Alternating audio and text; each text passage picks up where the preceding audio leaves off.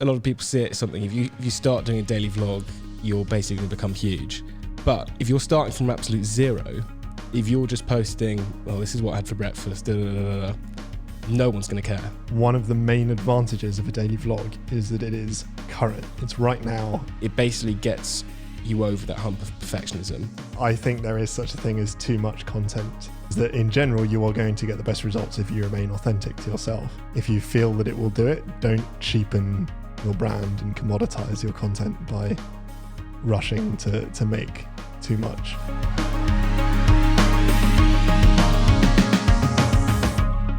Okay. We're sitting comfortably. We are sitting comfortably. What are we talking about today, Santi? Shall I try and introduce it? Yeah, let's do an intro. Right, intro. Well, I'll look at the camera for this one because obviously we've talked about it's awkward if you don't know where. Anyway, doesn't matter. I'm chatting absolute rubbish. Welcome to another Teralon Talks podcast. It's been a little while since we've done the last one, basically, wasn't it? Kind of before lockdown, we were on a bit of a roll. Yeah, and then we did, or Julian did a couple of remote ones in lockdown. Yeah, we're back at it. Here we are. Back at it again. Yeah, no, so it's a little bit of a different format, I guess. What we're trying to do is kind of pick certain topics, maybe about social media, and just have a little bit of discussion. We don't know how long it's going to last. We're just going to roll with it. But I guess the topic of today is going to be, well, I think we're just going to start with like daily vlogging, because I think we've seen some companies start to do it. I think one in particular, the Goat Agency, they've just hit their 400th episode, which is, that's quite a milestone, really. That's a lot of episodes. It's a lot of episodes. So yeah, I think we probably should just go into like the advantages, the disadvantages. Who do we think daily vlogging's good for? Potentially, if you were going to do it, how should you approach it? Yeah, cool. It's probably yeah. I mean, looking at the Goat to start, I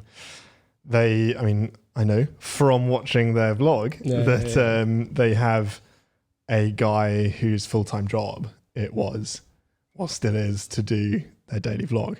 And that is pretty much the kind of commitment it takes if you're going to produce something of any reasonable quality on a daily basis, because it is a full-time job. I think they've also got an editor as well.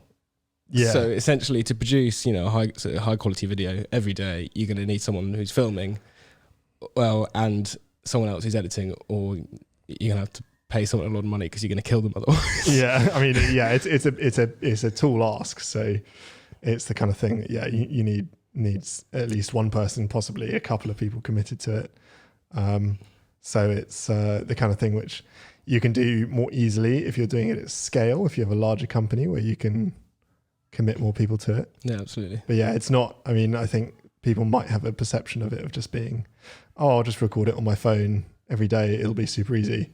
And the reality is that that's not actually the case. No, not at all.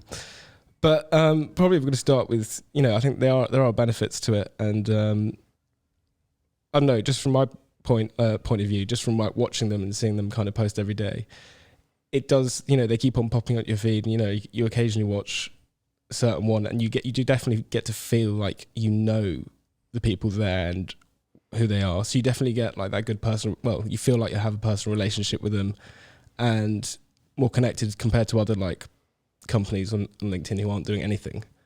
I think that's a big thing. Yeah. On the personal side of things, it's I guess I haven't done my research on the history of daily vlogging, but certainly in the YouTube and digital era, I guess it kind of started with your individual YouTubers, daily vlogs, either people who were really famous or people like Casey Neistat is probably one of the biggest kind of individuals to really like massively popularize daily vlogging. Pioneer. And more recently, within the last few years, it's become more of a thing that companies do as well. Yeah, it's like people starting to pop up, starting to do it. Yeah, that's quite an interesting thing. When you talk about Casey, and this is where I think people can maybe get confused with daily vlogging, because a lot of people see it as something, if you start doing a daily vlog, you're basically going to become huge. Whereas in reality, it's possible. it is possible, but it's actually incredibly hard to do, because you have to realize that if you're starting from no audience, you basically got to get lucky with one of your videos, essentially, and then hopefully one goes off. And that can happen if you hit the right kind of video, you know, with the right kind of title and the thumbnail, whatever. But most of the time, it's not. If you're just kind of posting stuff just about your life, there has to be something of particular interest to a group of people that's going to work. And so, for example, with Casey Neistat, the reason why I think it worked well with him is because he had a few viral videos, didn't he, on YouTube? Yeah, it's not like he just started. It's not like he came out of nowhere, didn't do anything, and then started daily vlogging, and that made him huge. He was already, like a known name. He had some viral videos, and then he started his daily vlogging. So yeah, because I believe the point he started daily vlogging, he was on, I think he said like he's already on 500,000 subscribers. Yeah, so it's not small. It's not small, not small at all. So like, basically, you know, he's made a couple of videos. People are already going to become interested in his stuff. They think it's really cool, blah, blah, blah. At that point, I think it can be a really, really good idea to do a daily vlog. Once you have like a core audience that's really interested in your stuff, you can basically post stuff about your life and your personal stuff, and people will care. But if you're starting from absolute zero, if you're just posting, well, this is what I had for breakfast, no one's going to care, realistically. Yeah, you've got to give people a reason to invest in you, invest their time in you personally, because there's so much content and distraction and things out there that people could be watching or doing that, you know, people's eyeballs and time is at a premium. So if you're asking someone to invest 3, 4, 5, 7 minutes every day into something, then you've got to have a good reason. Yeah, and I think what he also does really well, it's not like he's just putting out, I was saying like, you know, here's my breakfast, blah, blah, blah, blah. He actually does provide a lot of value in his vlogs. A lot of it's kind of like motivational, or, you know, there's a reason why people want to watch those vlogs. There is also that kind of personal side where he shows his family and stuff like that, and people become interested in that. But if you watch a lot of his vlogs, there's a lot of life lessons, and I think that's what keeps people coming back for more. So yeah, I was basically saying, like, if people want to do daily vlogs, I think you really got to focus on the kind of value that you're putting out there and try and be quite intentional about it, especially at the start. It's like thinking, why is someone going to watch it? And to start with, it's not going to be the fact that just for no reason, kind of. Yeah, I think definitely, especially if you're looking at this from a company, like one of our potential clients, Angles, or any organizational company that's looking to improve or increase its content, you've got to give people a reason to interact with the daily vlog if you're going to do one. Which, as we said, it's a fairly significant investment of time and resources to make a daily vlog happen. So realistically, you've got to take a bit of a long, hard look at yourself and say, are we providing value and entertainment on a daily basis that people will want to watch? Well, entertainment is enough value. Yeah, entertainment is a value in itself. It's not like you've got to be teaching deep lessons every day. So like if you're making people laugh, like then that's making people watch, and that's good enough. I think as long as more kind of different layers of value you can add, if you're like teaching people something, or I don't know. So basically, I think if we go to, for example, with Goat Agency again, because I think they have done pretty well with what they've done, is I think at the beginning, I believe they were kind of just showing people, I could be mistaken here, but what's around the office, stuff like that. But I think the way they kind of pivoted and learned how to do it is they kind of essentially make a video on a certain topic every day, kind of thing. Got a couple of beeps at the raid. Cheers, Julian. Working in the background. It wasn't even it's plugged into my laptop. That was my bad. That's right. I messed it up from over here. But the way they kind of pivoted was, so it's like a topic on a topic that's kind of current, up to date, that people will be interested in, whether it's to do with like influencers, social media, general news, like business.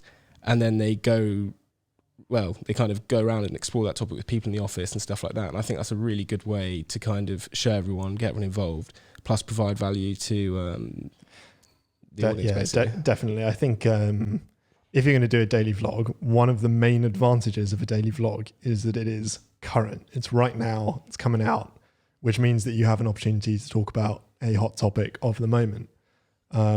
So you should definitely take advantage of that. Yeah. If we were going to go on to the other side, it's like, do you think there's like times when you can end up posting too much or kind of like exhaust your audience sometimes? I personally think there's I'm gonna disagree with your favorite man, Gary Vee. Oh yeah. No, I agree with this.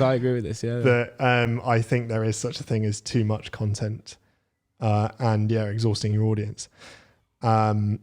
It's going to depend massively on what kind of business and you are or person you are and things that you're talking about and what your audience is like. But I don't think there's much value in spamming out massive amounts of really low quality content. Yeah. That seems to be a given to me. Yeah, I think like the intent, you've got to have intention behind what you post. If you're just posting for the sake of posting, just because like, I need to get something out there, and you're just posting a photo or something, no one's really going to connect with, there's no human element behind it, no one's going to care. And if you keep posting that stuff, like you're going to lose followers, and it does happen. I think what Gary tries to do is he is trying to get people to stop being because probably most people's problem is that they're not posting enough and they're afraid to post, which has that anxiety, and then they're not posting anything, which is actually worse. Which is also a bad thing. Which is worse. Yeah, if you're not posting at all, it's worse than posting too much. Like if you're not posting at all, you shouldn't even be thinking about that. Yeah, I mean, I think it's if you have no presence whatsoever, then that's also not great.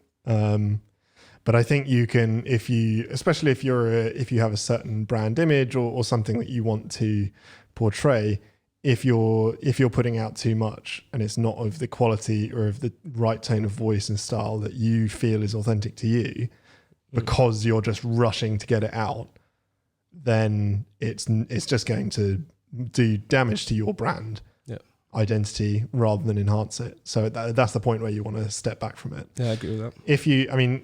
Gary Vee as an example is also, his attitude to content very much suits him and his style of business. Is frenetic. He's like marketing agency. He obviously talks a lot and everything. He's very like ADHD, super high energy. So for him, you don't have to have super high production value videos and a certain look. You just get him out there, and he's a guy who speaks constantly anyway. So that suits his brand image. Yeah, I think it goes back to the kind of value you're providing. So obviously Gary's value mainly is kind of like inspirational content / kind of business tips. And generally he can literally just get someone with a camera to follow him around all day, because that's all he's doing all day, as you basically just said. So for him, compromising on quality is not camera quality, even though now like he has a massive team to have that high production value. His quality is the stuff that's coming out of his mouth. Yeah. which he can say at all times, because that's all he's doing. He's doing events and he's talking to people, and that's all he's doing. He's giving advice the whole time. Whereas some people's value, I think, they don't like have as much to give the whole time in that terms of advice or stuff like that, or it might, or to provide like a level of value that people want, you're going to have to put more time and effort to be able to produce that. Yeah, definitely. I also don't think to be frank, I don't think there's room in the world for everyone to be a Gary Vee type character. No, of course not. So I think the overarching thing and the overarching message is, as with all things in content marketing and life, is that in general you are going to get the best results if you remain authentic to yourself. And what you're liking to produce. And so if you're thinking, not really into a daily vlog, I don't want to speak to people every day, don't do it. Then don't do it. but maybe you'll come to a nice mid ground where you think, oh, maybe I could weekly or even just a monthly update, and we're going to do it the way I feel like is good and will reflect well on us, and you feel good about that, then do that. Because authenticity matters. So. You definitely should feel like, I don't know, you're excited to create. And I think that's the thing I hear with a lot of like daily vloggers is you're probably going to hit a wall at some point where, you know, you can't go anymore. But I do feel like the people who can handle these daily vlogs are people who have that kind of ADHD personality, which, by the way, I'm not like slating that at all. I think that can be a very good thing. Oh yeah, no, it's super high energy, really like valuable. It can be, it can actually be a massive benefit to people. But the whole point is just trying to be self-aware of what your personality is like and how you can apply your energy to something to be like consistent in the long run. And I think that's the big point. It's like you have to be consistent at what you're doing. And if you try a daily vlog and you do it for a week and then you're burnt out, what's the point? Yeah. I think that there is another side to it, just for like a creator in general, in that at any point in your career or hobby or whatever it is, there is value in testing yourself. Absolutely. And saying, you know, it might not be for a big audience or anything, but just for yourself, if you want to say, right, I'm going to commit to a daily vlog for 2 months and just do it, even though you've got like 3 people watching every video, you'll learn a lot about how to efficiently shoot and edit and your style, and you'll work a lot of things out that way. So that has value for a content creator, just to test yourself. I guess a big part of that is not like I'm saying, oh, it might not be authentic to you to make a daily vlog, and so don't do it. I guess sometimes, as you're saying, you do actually have to try something out to know that. Like, if you're not sure and you like the idea of it, or something like intrigues you about it, have a crack. Why not? Definitely. But, if you don't, just have a crack and see what happens, really. And then I'm sure, as you're saying, you're going to learn a lot in the process anyway.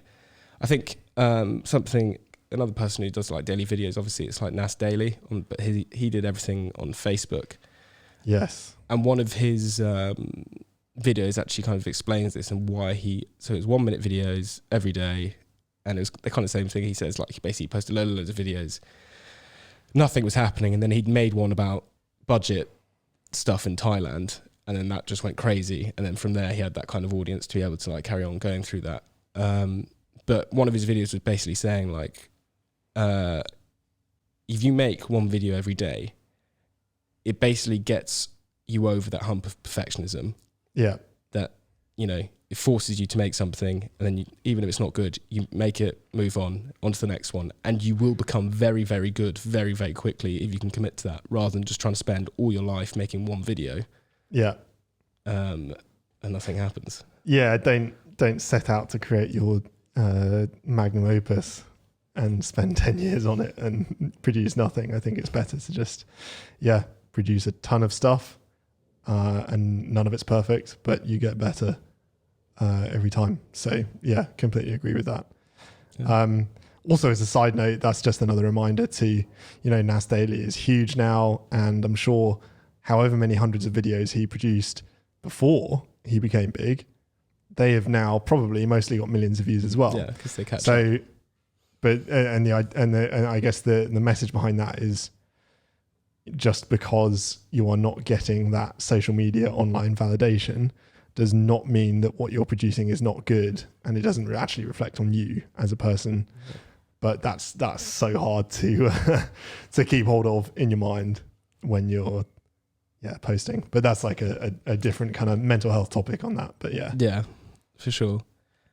So, but also then back to the question in terms of like a business and how much content is too much. Is there too much? Is there too little? On the other side of the spectrum, you can be the kind of person or organization who is more quality over quantity. Yeah. I think you brought up a couple of examples earlier that you mentioned. Well, I didn't. It wasn't like specifically business, but in terms of like the YouTube space, there are definitely some creators who don't post often, but when they do, it's like, wow. So I don't know, for example, the classic of that would be like Kolder. He would only post Yeah. A video probably maximum once every month, if not longer spread. But obviously there was a huge amount of time that he had to put in to make that one video. And then it gives it a sense of like, what's the word I'm looking for? I don't know, it makes you like appreciate them more, and probably gets you excited for those videos. So like, that's the thing. I guess the word is like, if you, on the opposite side of the spread, it commoditizes your content if you just post all the time. Yeah. And it doesn't make it as special. Whereas if you make one really good video that people enjoy, people are going to be like way more excited for that time when you do post. And a similar guy to that was like Andreas Hem. So he posted vlogs on YouTube. I think it was like once a year. It was the yearly vlog. The yearly vlog. It became a joke. Like literally all his fans were like, oh my goodness, he's posted. But people got so excited when he put, like, this guy went all out on vlogs. Like, the production value on it is just crazy. Yeah. It's almost like watching a film with like crazy After Effects, all this kind of stuff. But because that's so good and the value you're providing is so high to people in terms of entertainment and just all factor, that works for him. But obviously you have to be producing something very, very good to have that kind of reaction from people. Yeah, I think that also just comes back to the authenticity thing. If you are someone who wants to work a lot on something, you've got a vision and you're like, right, I'm going to make this really good and this is my vision for it and I've got to put a lot of time and effort into it, then yeah, that, and you post that and it's once a year, then great. You know, that authenticity comes through. If it blows people's socks off, then yeah. But also, you know, don't get stuck in that perfectionism loop. Perfection is the enemy of productivity. Yeah. But you know, there's nothing wrong with also taking pride and putting lots of effort into something. Yeah, putting a lot of effort into something. Again, it's just about experimenting, I think, and trying to find where your balance is. And there's a great another example of this in the animation sphere. Yeah. I don't know if you're familiar with Warhammer 40k, like modeling and stuff. Is that what you were into when you were a younger guy? Oh, I was actually super into Warhammer 40k. Loved it.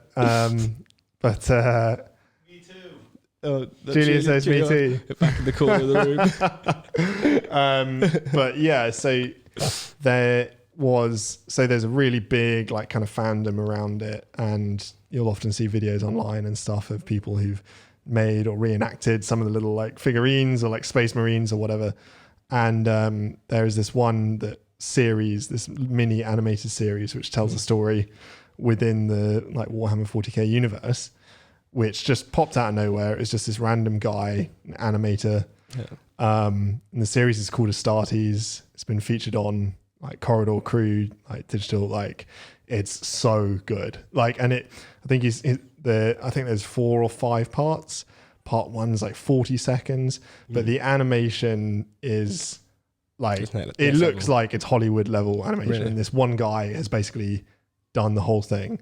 And it took him, he released, I don't know how long part 1 took him, but part 2, which was like another 40 seconds, didn't come out for like a year. But people love it. Like people get absolutely mad for it. And that is an example of someone who's just put like his heart and soul into the craft, and it comes through, and you can't rush that. So yeah. That's the thing. It's like, you can be kind of smart about the things that you're going to spend a lot of time on.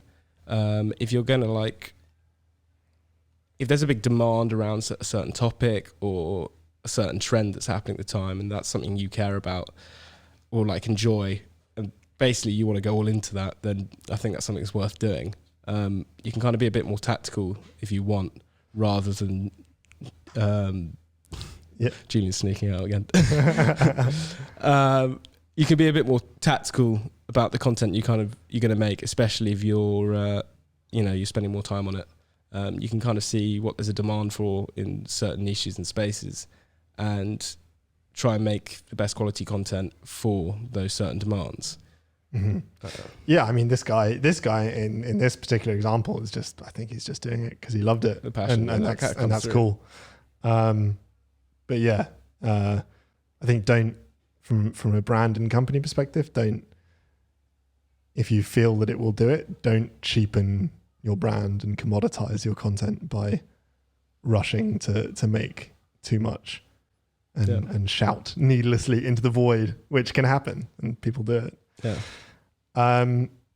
Another thing on the vlogs is it seems that a common theme on when vlogs have been successful or useful for people is not, if we're talking purely in kind of a business exposure sense, no one just starts a vlog out of nowhere and suddenly becomes big, or very, very few people do. But for instance, Casey was maybe at 500k subscribers, and then he did a daily vlog, and that helped massively propel him. And speaking about Goat Agency didn't start doing a daily vlog when they founded, but they reached some point of critical mass and then started a daily vlog, which I think has been helpful and useful to them. I think just partly that for them, it's just like an interest. Even if someone's like got quite a big company and they seem fairly successful, that's going to attract you to kind of wanting to know what's going on. Yeah, definitely. It's like if you're famous, then probably people are, for instance, you're a celebrity, people are going to want to see a daily vlog. Like Will Smith. Will Smith went huge. Yeah. Because he started doing that anyway. I'm interrupting your point. But yeah, I mean, it's, for instance, for us, just thinking about how we might approach vlogging, we've spoken about it in the past and thought maybe a weekly kind of thing is the right thing for us, because to be frank, I don't feel that currently, especially with COVID, well, firstly, we don't have the resources to make a daily vlog to the quality we'd like to every day. Because it would take away from other stuff we would do. Yeah, because there's 4 of us, and every day all of us need to be doing quite a lot of other stuff, which currently takes precedence over a vlog. The other thing is, if we're thinking about the value and the quality we bring to people, I don't think that if we produced a vlog every day, it would bring enough value every single day to justify people watching it. Whereas what we do in a week probably would. So maybe that's round about the right level for us. I think especially kind of people wanting to see, I mean, probably the most interesting we do is like going to certain shoots and stuff like that. And if over a week, you've got a few shoots, and then in between that, there might be a couple of interesting topics that might come up when we're doing stuff during the week. I think that is a piece of content could be quite interesting. But if you tried to fill that out, as you say, over every day, we'd have to start getting very creative every day to make that a piece of content. Yeah. And especially in such a small team where we're doing other stuff, I don't think that's really possible. Yeah, the value it would bring to us, the value it would bring to the potential audience, it's probably not there at the moment for us. And it's like, it would be different if you said to me, I'm super passionate about making a daily vlog. I think it'll be awesome. I've got loads of creative ideas and I'd love to do it. And you'd be like, okay, cool. Well, let's go for it. But that's not the case. So there's no point in us trying to do that. Trying to force it. Yeah, trying to force it. So yeah. I think that's probably sums up most of what we wanted to talk about, I guess. Cool. What did we do? 28 minutes. That's not bad. 28 minutes. Yeah, it's nice, short and sweet by our standards. Yeah, I know. Back from the 2 hours from the earlier ones. That was really fun. I enjoyed that. Yeah, good. That went well. Should we do a sign off? Yeah. Come on, I'll let you do that. I'm not sure how to sign off anymore. I've forgotten. Cheers, guys. See you later. Content. We're out of here. Follow us on Instagram. I've got to stop it. Follow us on Instagram. Teralon Media. Follow us on LinkedIn. Teralon Media. Enough. Right, see you later.